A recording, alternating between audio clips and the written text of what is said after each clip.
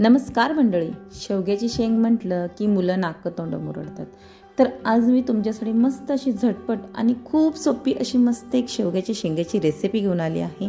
चला तर मग मंडळी, वेळ वाया न घालवता झटपट आपण ह्या रेसिपीला सुरुवात करूया. सर्वप्रथम आपण इथे 1 पाव शेवग्याच्या शेंगा घेतल्या आहेत, त्या कट करून घेणार आहोत.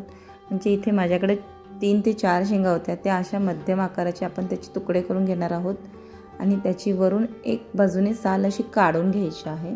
कट करून झाल्यानंतर आपण ह्यामध्ये पाणी घालून शिजवून घ्यायचे आहेत. शेंगा शिजून झाल्यानंतर एका पॅनमध्ये इथे मी 2 चमचे तेल गरम केलं आहे. त्यामध्ये अर्धा चमचा जिरं, भरपूर असा कढीपत्ता आणि अगदी थोडासा ठेचलेला लसूण घालायचा आहे.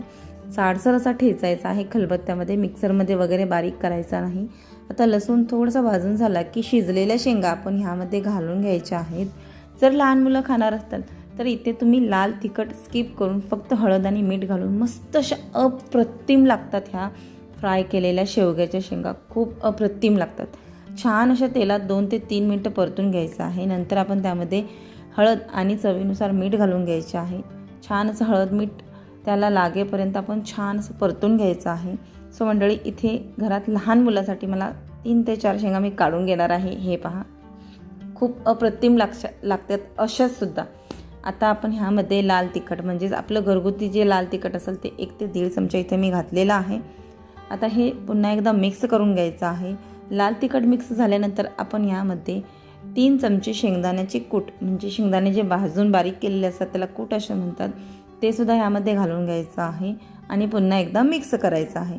छान असं मिक्स झाल्यानंतर आपण ह्यामध्ये जे शेवग्याच्या शेंगेचं शिजलेलं पाणी होतं, म्हणजे जे पाणी उरतं त्यातील थोडंसं अगदी अर्धा कप म्हणजे पाणी ह्यामध्ये घालून घ्यायचं आहे आणि छान असं हाय फ्लेमवर मिक्स करून घ्यायचं आहे आणि पूर्णपणे पाणी आटेपर्यंत ते शिजू द्यायचं आहे. सगळ्यात शेवटी आपण ह्यामध्ये भरपूर अशी कोथिंबीर घालून अगदी किंचित असा सांबर मसाला घालायचा आहे. म्हणजे सांबर मसाला, गरम मसाला नाही.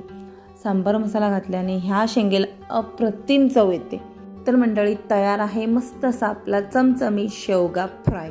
खूप सोपी आणि झटपट रेसिपी आहे. तर मंडळी, तुम्हाला जर माझी रेसिपी आवडली असेल तर व्हिडिओला लाईक, शेअर आणि सबस्क्राईब करा. सोबतच बेल आयकॉन बटन दाबायला अजिबात विसरू नका.